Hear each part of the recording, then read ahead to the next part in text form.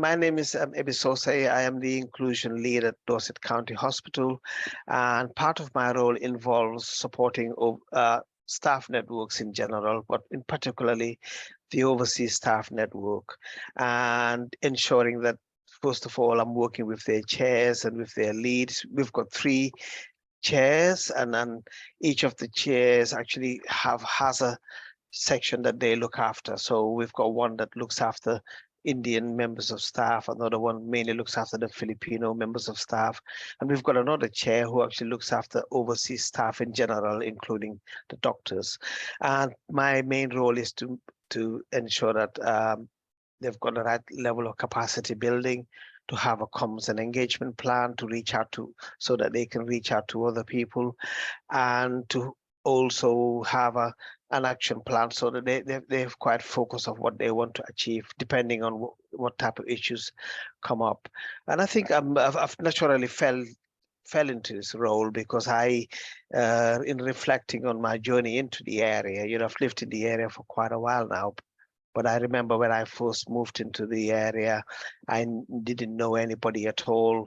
I spoke English. However, maneuvering through the slangs and maneuvering through the speed in which people spoke, but also thinking about all the different things I have to think about in terms of when you first move into an area was a lot, in terms of being apprehensive, in terms of being a little bit fearful, in terms of not quite sure about the right type of questions to ask, but also having itchy feet, in terms of maybe thinking that perhaps this is not the right place for me because I am struggling to maybe find a place to live, or struggling with affordability, or just struggling with not knowing many people. So I naturally really fell into the role of seeing what can I do as an inclusion lead to actually make sure that our members of staff stay, but also thrive in whichever direction they want to take going forward. Organization, especially with the recruitment team, actually the conversation definitely starts with before people even come into the country. So I have been instrumental in having conversation with, for example, recently, we recruited some blood science students to come and work in the hospital.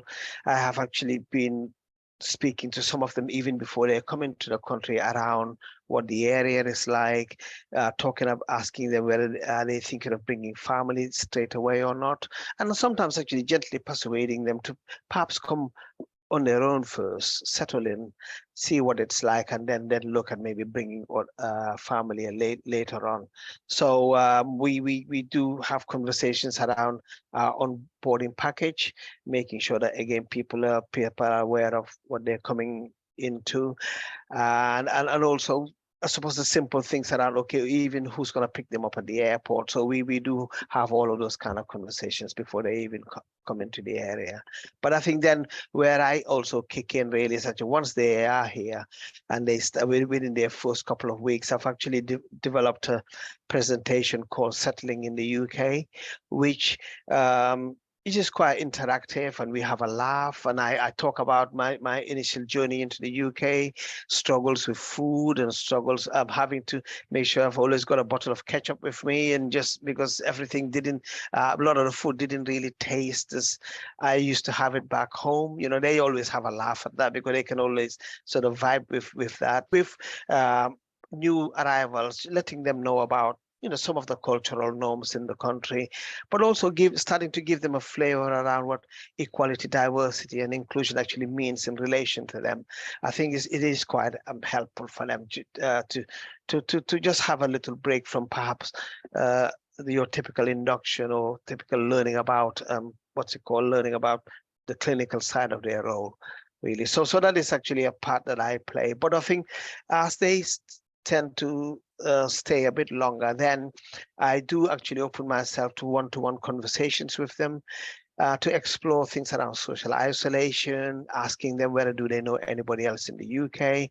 So, for example, I've been instrumental in developing the welcome pack to make sure that especially for staff who are from India, that they know about the regional melas that happen in our area, in Bournemouth and Southampton, that they have information around where to buy some ethnic food in the area. I think all those out of work things is being really useful for them, just to kind of feel at home as much as possible.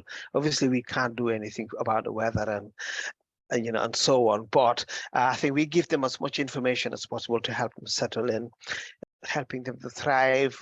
We've started really good communication conversations with the education team for wherever it is possible, they have repeat sessions, in terms of the preceptorship program. We do have a lot of overseas staff for whom some of them, they will nod along us if they actually understand what is being said, when perhaps they need maybe 2 or 3 goes before they can really click. And that's sometimes mainly in relation to the use of jargon, or the use of which type of English, because we've had some nurses, for example, who've trained and worked in the Middle East where they use American English, whilst here obviously we've got British English, and so sometimes they just need some few repeat sessions. But I think my role as an inclusion lead, I tend to have a lot of what I call curious conversations with them, so that they can tell me all of these little nuances, and I can then broker the next steps with some of our clinical leads and education leads as well.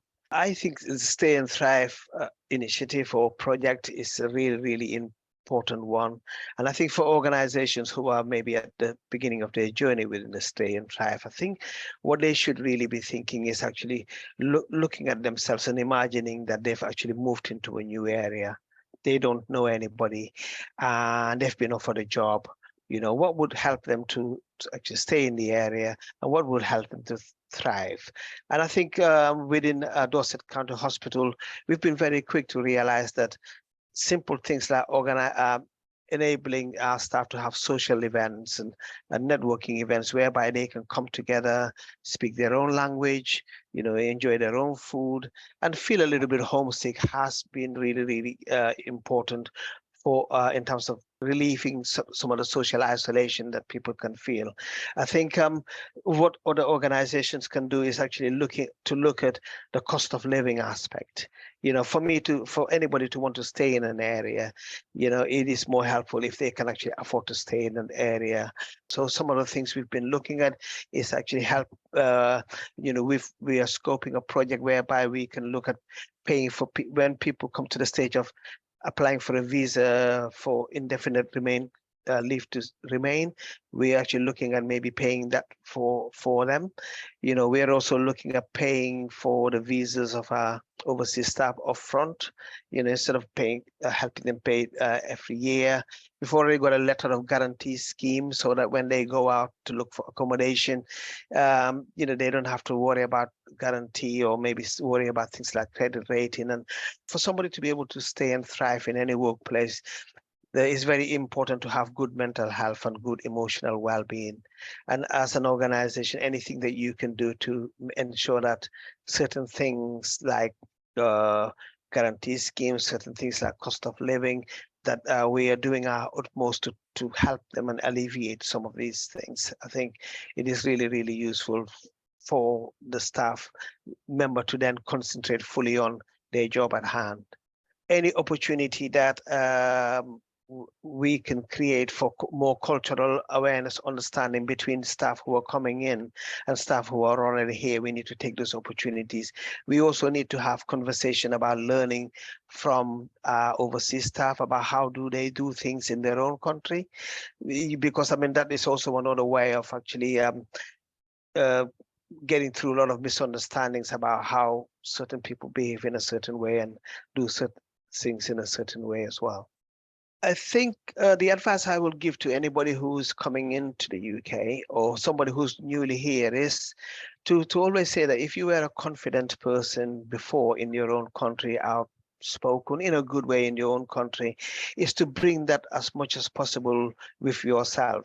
There is that natural tendency for when we are new in a room or new in a country to suddenly shrink and be extra quiet.